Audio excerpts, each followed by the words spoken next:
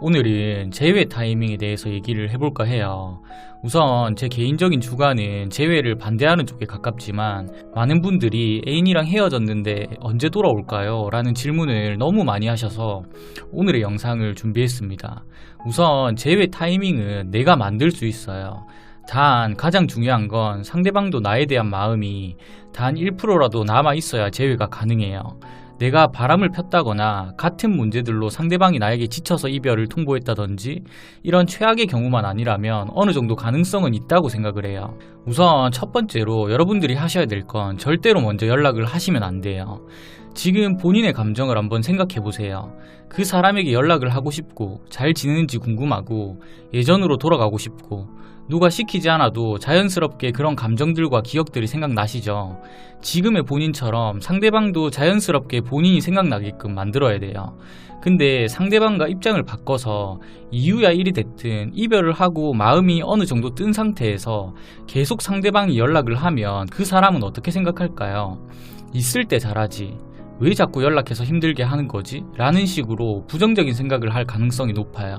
쉽게 말하자면 내가 상대방에게 계속 연락을 함으로써 상대방이 나에 대한 추억이나 기억들을 떠올리며 나를 그리워하게 만드는 마음의 여유를 나 스스로 상대방에게 전혀 주고 있지 않다는 거죠.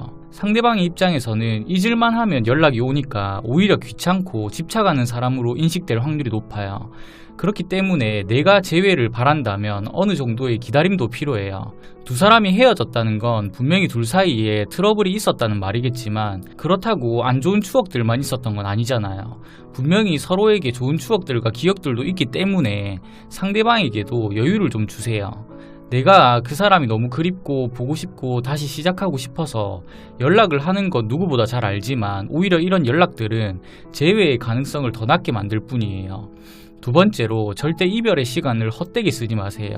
다른 영상에서도 제가 이 얘기를 한 적이 있는데 두 사람이 이별 후 생기는 혼자만의 시간을 헛되게 쓰시는 분들이 많아요. 대부분의 사람들이 이별을 하면 이 시기에 너무 힘이 들어서 술로 매일매일을 보낸다든지 하루 종일 집에만 박혀 있는다든지 그냥 내 자신을 밑바닥까지 망가지게 하는 경우가 많아요. 근데 이런 식으로 시간을 보내게 되면 재회 가능성은 매우 희박해요. 두 사람이 헤어졌다는 건 서로에 대한 믿음과 신뢰가 깨졌다는 말이고 아무리 지난 추억들을 꺼내며 다시 돌아가려고 해도 상대방이 원하지 않을 거예요. 그럼 여기서 여러분들은 꼭 한 가지를 기억하셔야 돼요. 재회는 예전보다 더 잘해야지라는 생각을 가지고 하는 게 아니라 내가 새로운 사람이 되어서 다시 시작한다라는 마음을 가지고 시작하셔야 돼요. 두 사람은 누구보다 서로를 잘 알고 같이 시간을 보냈기에 내가 아무리 예전보다 잘하려고 해봤자 어차피 서로의 범주 안에서 움직일 뿐이에요. 그렇기 때문에 내가 진심으로 상대방과 재회를 원한다면 그 사람을 만날 때보다 더 매력있고 좋은 사람으로 변해야 한다는 말이죠. 예를 들어서 제가 이 휴대폰을 2년 약정 구매를 하고 2년을 썼는데 이 기종과 똑같은 새로운 휴대폰을 구매한다고 해서 과연 이 휴대폰에 설렐까요? 절대 설레지 않아요. 왜냐하면 저는 이 휴대폰을 2년 동안 사용해봤기 때문에 누구보다 이 휴대폰에 대해서 잘 알고 있기 때문이죠. 그렇기 때문에 새로운 기종으로 교체하지 않는 이상은 절대 설레지 않아요. 이제는 무슨 말인지 이해가 가시나요? 여러분은 상대방에게 누구보다 가깝고 익숙한 존재였기에 지금의 그 모습을 보고 떠난 상대방에게 예전보다 더 망가진 그 모습으로 매달려 봤자 상대방이 돌아올 확률은 더 줄어들 뿐이에요. 더 이상 망가지지 마세요.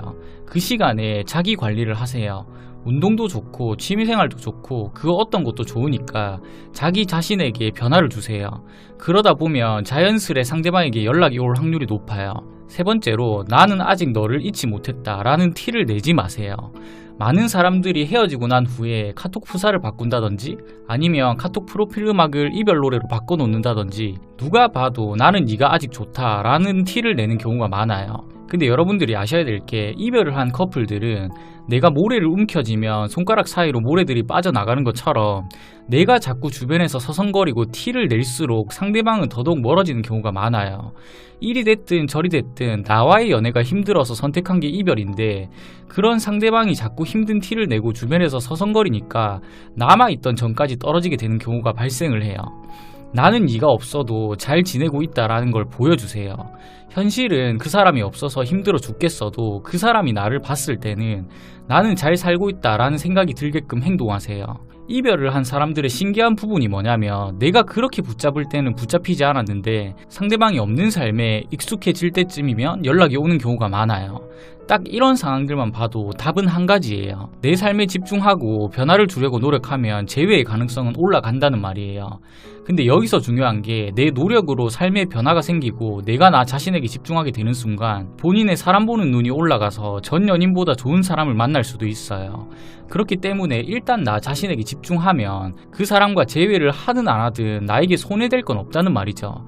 사실 이때까지 제가 했던 모든 것들은 처음에 얘기했듯이 나에 대한 감정이 단 1%라도 남아 있어야 의미가 있어요. 그리고 제가 말한 것들을 실천을 해도 재회가 될지 안 될지는 그 누구도 몰라요.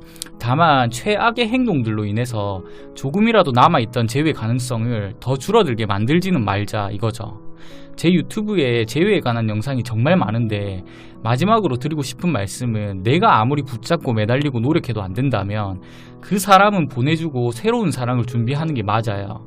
이별을 받아들일 줄도 알아야 된다는 말이죠. 부디 이 영상을 통해 여러분들이 재회를 하는데 조금이나마 도움이 되셨으면 좋겠습니다.